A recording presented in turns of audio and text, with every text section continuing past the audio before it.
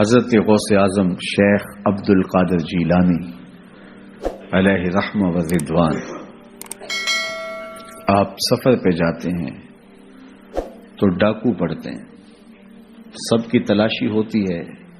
آپ چونکہ کم عمر تھے تو سرسری سی تلاشی لے کے آگے آپ کو بھیجنے لگتا ہے ڈاکو، تو ساتھ ہی پوچھتا ہے تمہارے پاس کچھ نہیں؟ کہا نہیں، میرے پاس 40 درہم ہے۔ تو وہ رک گیا، کہاں ہے؟ کہاں یہ آستین میں سیے ہوئے۔ تلاشی لی تو واقعی 40 درہم تھے، اپنے سردار کے پاس لے کے جاتا۔ یہ بڑا عجیب سا بچہ ہے، لوگ ڈاکوؤں سے مال چھپاتے ہیں اور اس نے مجھے بتایا ہے۔ تو وہ بھی حیرت زدہ ہو کے پوچھتا ہے یہ کیا کہانی ہے؟ لوگ تو ڈاکوؤں سے مال چھپاتے ہیں اور تمہاری تلاشی ہو گئی تھی، تمہیں آگے بھیجتے بھیجتے اس نے پوچھ لیا تمہارے پاس بھی کچھ ہے، تو تم نے بتا دیا 40 درہم میں، تم خاموش رہتے یا کہتے نہیں میرے پاس کچھ نہیں ہے؟ کہا میری ماں نے رخصت ہوتے ہوئے میری آستین میں یہ 40 درہم سیے تھے اور ساتھ وصیت کی تھی بیٹا زندگی میں کبھی جھوٹ نہیں بولنا۔ میں ماں کے عہد پہ کھڑا ہوں، ماں نے مجھ سے عہد لیا تھا، اس عہد پہ کھڑا ہوں۔ اللہ اکبر۔ اب وہ ڈاکوؤں کا سردار سجدے میں سر رکھ دیتا ہے، مالک یہ بچہ ہو کہ اپنی ماں کے عہد پہ کھڑا ہے اور میں تیرے عہد پہ کھڑا نہیں ہو رہا۔ حضرت غوث اعظم کے ہاتھ پہ سب سے پہلے توبہ کرنے والے یہ ڈاکو لوگ تھے۔ جب آپ سچ بولتے ہیں تو اللہ اس سچ کی برکت سے نور دلوں میں پیدا کرتا ہے۔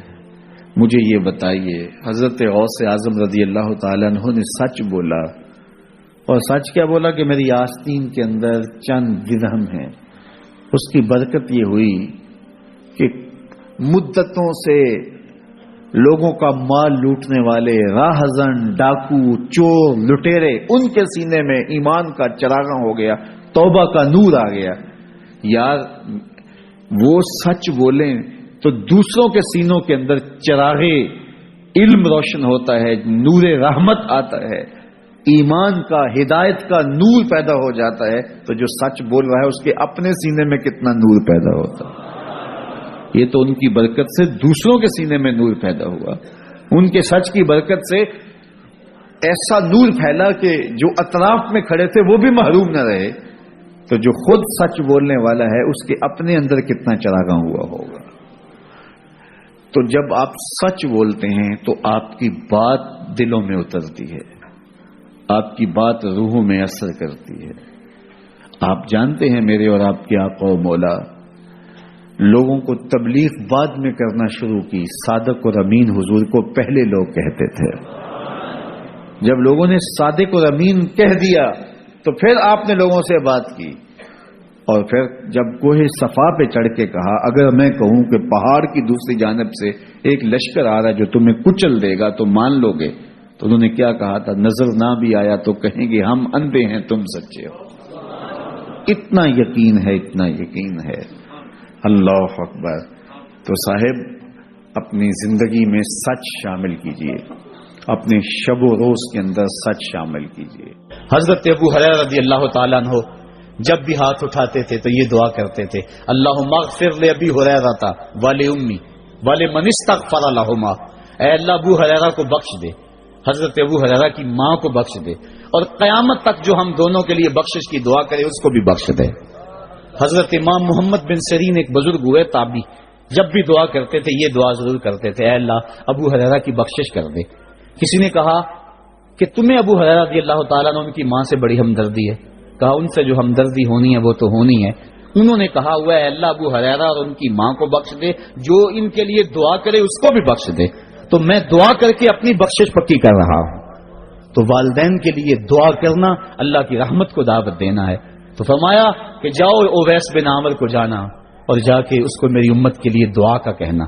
حضرت سیدنا عمر فاروق حضرت علی المرتضیٰ گئے، جا کے ڈھونڈا، تلاش کیا، اویس بن عامر ملے، حضور کا سلام کہا، بس پھوٹ پھوٹ کے رونے لگے۔ کہا بتاؤ میرے رسول کے لبوں پہ میرا نام کیسے آیا تھا؟ حضور میرا جب تذکرہ کرتے تھے کیسے کرتے تھے؟ یہ درد دیکھا تو بولے کہ کیا آپ اتنی محبت رکھتے ہیں تو پھر ملنے کیوں نہیں آئے حضور کو؟ اتنا جو پیار رکھتے ہیں تو زیارت کرنے کیوں نہیں آئے؟